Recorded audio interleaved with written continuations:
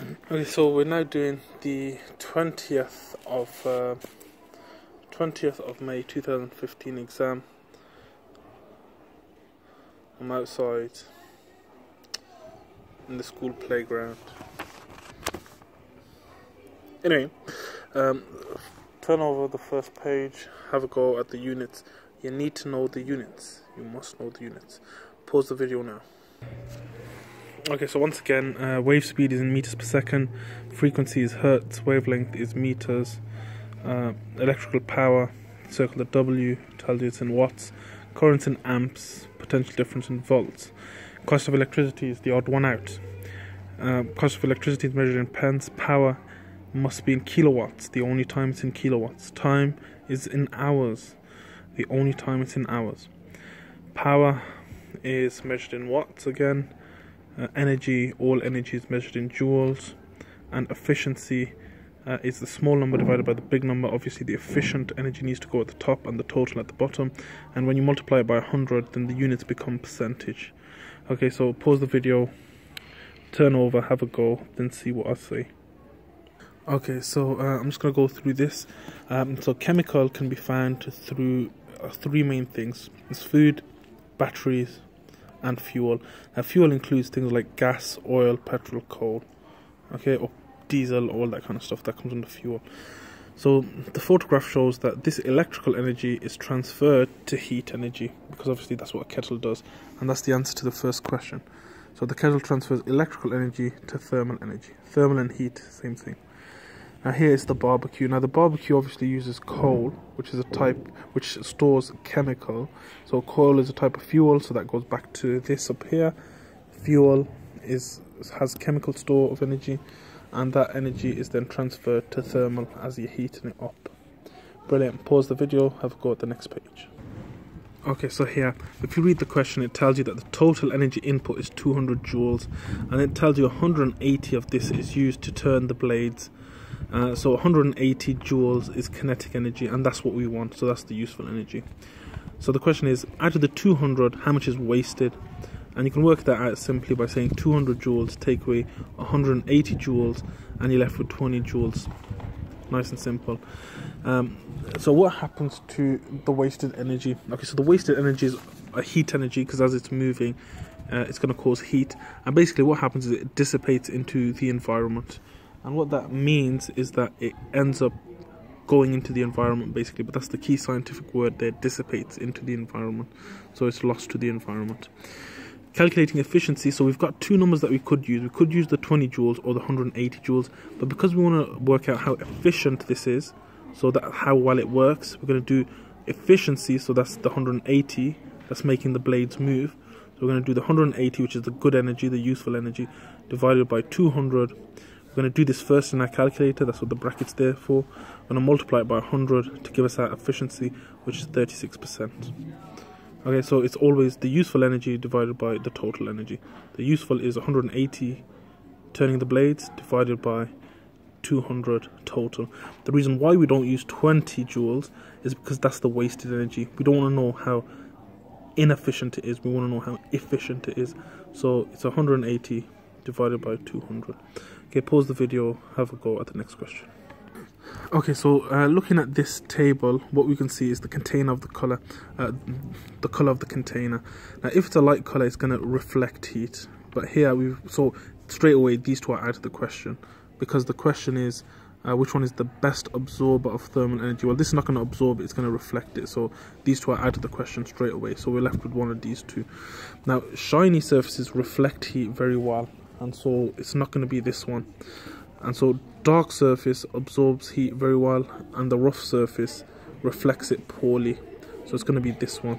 This is the best absorber of heat, something that's dark and rough. Now check this out. This is the fourth exam paper that I've been through. I went through one in class, but this question has come up again. Now what you need to notice about this question is that the temperature stays at 50 degrees. In other words, it's a constant temperature. Now, as we know, this is because the container is losing thermal energy at the same rate as it is absorbing it.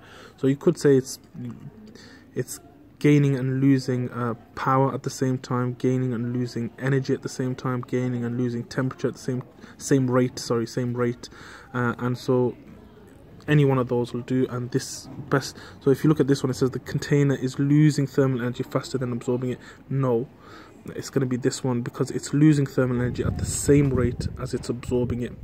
So the amount of power being absorbed is equal to the amount of power being given off. So it's going to be C. Again, same questions keep coming up. Just pause this video and have a go at the next question. Okay, so this question, it's Herschel who discovered infrared. How did he do it? He used a prism to split white light into the colors of the rainbows. Those are red, orange, yellow, green, blue, indigo, violet. The way you remember that, Richard of York gave battle in vain. So that's red, orange, yellow, green, blue, indigo, and violet. And then he put a thermometer. He started at violet and he went all the way to the top to red. And what he found is that the temperature increases as you go from violet to red. And then he put it just past red. And when he put it just past red, he found that it was the warmest there. So although there was no color here, he knew that there was something there because it was giving him a different result. And so that's how he discovered infrared. So this question is, what's the closest distance between the moon and the Hubble telescope? Well, you take one away from the other, and that's the closest it'll ever get. Here, this question, this was a bit of a nasty question. So if you look at so I've drawn these lines here. I've drawn the radius from the center of the Earth to the Hubble telescope, and this radius here is small. And as you know from maths, the circumference is, what is it, 2 pi r? So the distance, anyway, you don't need to know that, but anyway, because the radius is small, that means the Hubble telescope has less distance to travel, and so it's like running on the inside lane. You can overtake people much easier. So it's got a small radius, so therefore it's got less to travel in terms of its orbit, and it can overtake the moon because it's got less to travel. And so the opposite can be said about the moon. If you look at the radius from the moon, which is, there's the center of the Earth, there's the moon. If you look at that bit there, it's got a larger radius, so it needs to cover more area. So it can fall behind the Hubble telescope, which is going really fast because it's got less area to cover. So the moon has a larger radius, more area to cover, and it can fall behind the Hubble telescope, which is the same thing as saying that the Hubble telescope can overtake the moon. Okay, so pause that, try the next page.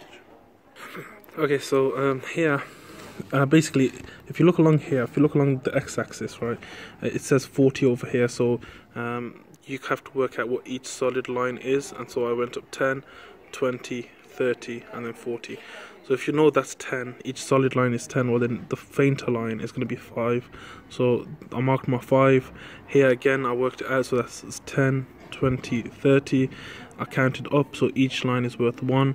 So you plot 5 with 1. The only thing, just make sure you plot in the distance with the distance axis and the speed with the speed axis.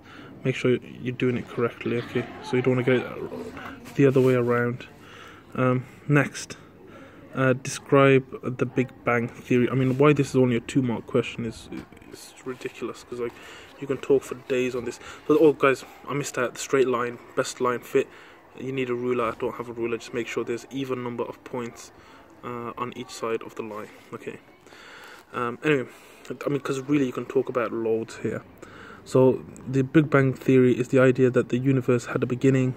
The universe began to expand. No new material is created. Everything is redshifting away from us. So that means the universe is expanding. And finally, it's cosmic microwave background radiation, which is evidence for the Big Bang Theory only and not the steady state. Okay, now since we're talking about this, I might as well talk about the steady state. Now the steady state says that the universe did not have a beginning. Right? It does believe that the universe is expanding. So it uses redshift as evidence for that. However, it also maintains that new material can come into existence randomly. And one of the weaknesses of the Big Bang Theory is that it cannot explain the cosmic microwave background radiation. So just rewind that, make some notes on that. Okay, pause and go to the next page. Okay, so this one was already taught to you by my 9-year-old nephew and my 5-year-old daughter. And to make a generator you need two things: coil of wire and a magnet. And once you, like, if the coil of wire is moving and cutting through the magnet, then you're going to have an AC alternating current generator, and that's how it's called, inducing a current. That's how you induce a current. Now anyway, explain why the voltage produced by this wind generator is not always the same. Well, it's because the wind's not always going to be the same, so the generator is not going to be spinning the same amount. If you think of the fidget spinner, it's the same idea. So the generator is not going to be spinning around the same amount, which means that you're going to have different amounts of electricity. Okay, so I'm going to stop this video here. We are on page 8. Stop it. I'm going to upload another one and have a go at the next question, and then we can carry on from there.